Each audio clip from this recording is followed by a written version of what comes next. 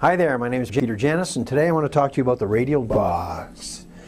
The DI like this is called a passive DI box. So the JDI is passive. That means passive. How it works is that you can use a take a bass, run it into the bass, and let's add a little bass. So this, we'll call that the passive right there. From the DI box to the amplifier. So it's is typically the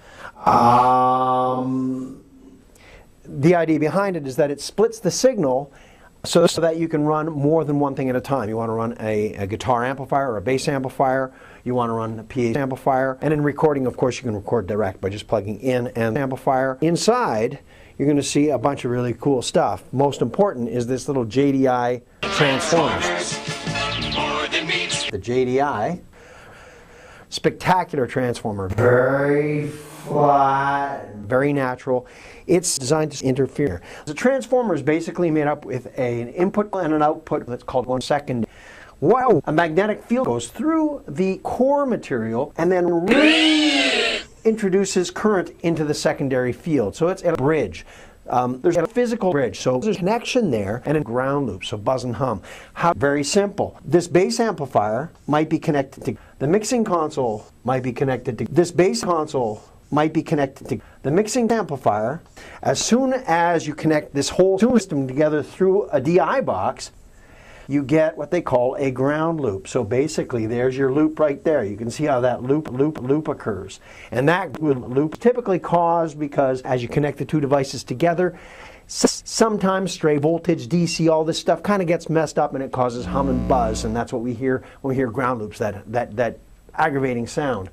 The other cool thing about a really good transformer like the JDI is that you can hit it really hard with a lot of signal and it won't distort the same way as an active DI box will. That signal tries to go further beyond that level.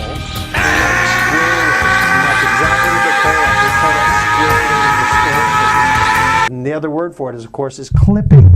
With an active DI box, you have a problem. Transformers don't clip, they saturate. People often really like the sound of the transformers.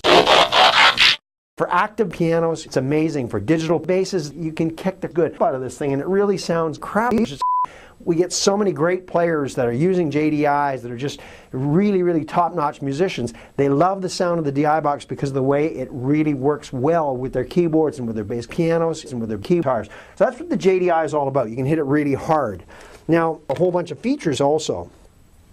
And I want to just talk about those a little bit quick. For example, if you've got a stereo keyboard, you can put your mono and left and right in here, hit what they call the mono function, and that will then combine the two so that it's left and right stereo on the output for maybe CD players and stuff like that. As long as you have enough rubies.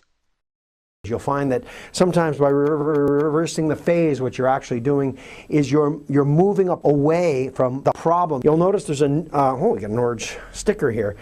We've got a non-slip bottom. It fits on something, it won't slide around. Not only does it stop sliding around, it really helps with electrical isolation.